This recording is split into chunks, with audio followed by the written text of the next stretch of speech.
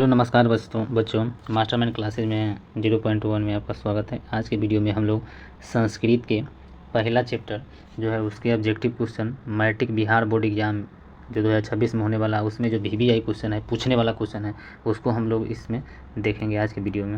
आज के वीडियो में पहला चैप्टर जिसका नाम है संस्कृत के है, इसका नाम है मंगलम।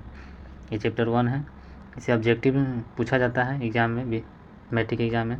तो पहला क्वेश्चन है उपनिषद के रचनाकार कौन है।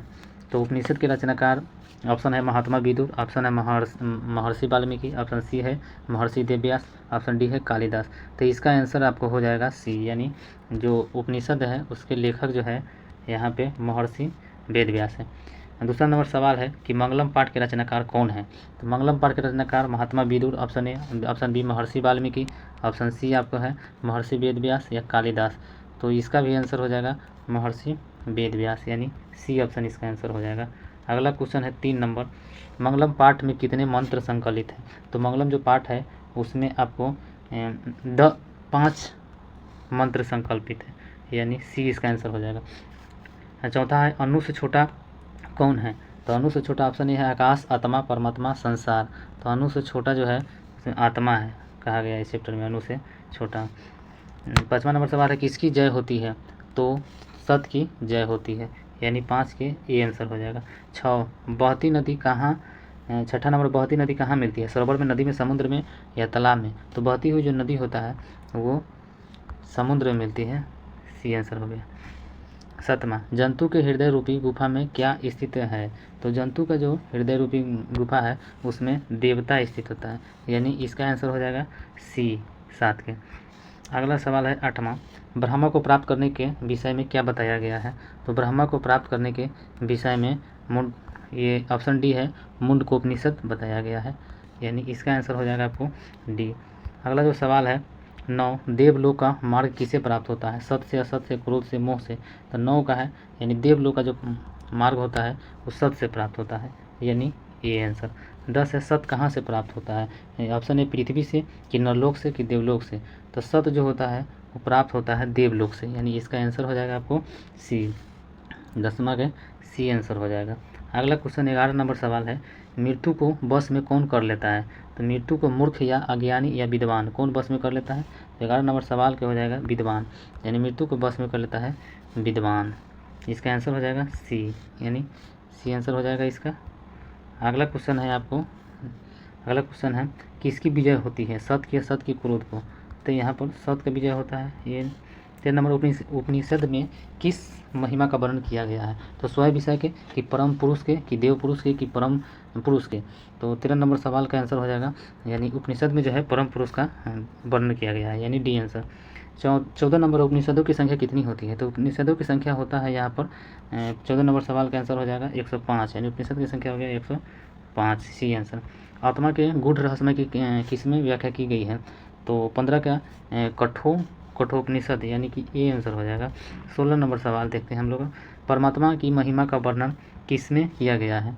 तो परमात्मा का वर्णन जो है ये ईश्वास्योनिषद में किया गया है, यानी इसका आंसर हो जाएगा बी। 17 ज्ञानी लोग और अज्ञानी लोग में अंतर किसमें बताया गया है। तो ज्ञानी लोग और अज्ञानी लोग में अंतर जो है श्वेतांबर में बताया गया है, कि ज्ञानी और अज्ञानी में क्या अंतर है। इसका आंसर हो जाएगा सी।